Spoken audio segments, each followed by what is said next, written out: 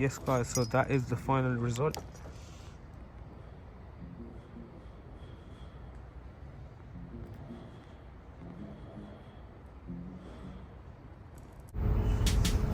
Yes guys, first things first, rip off the mirror cover.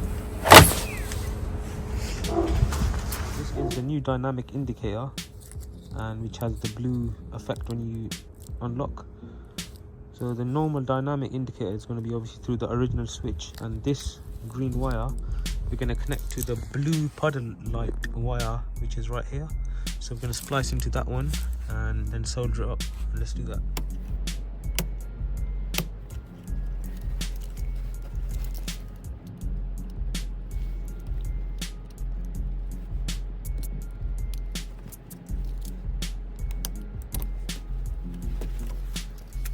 So once it's spliced up, you can connect your indicator wire into here, so it'll hold the indicator closer to while you do the other wiring.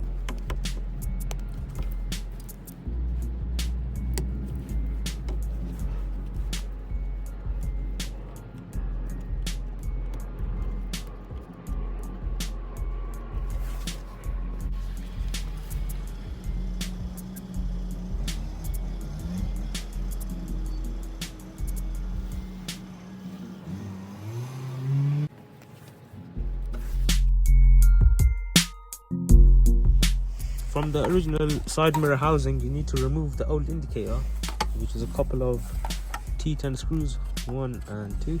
So we're going to do that now.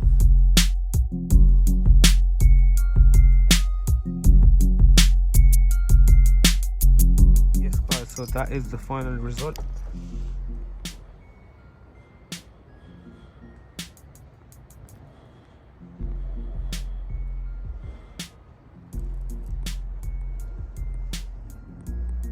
What do you think? Drop a comment down below.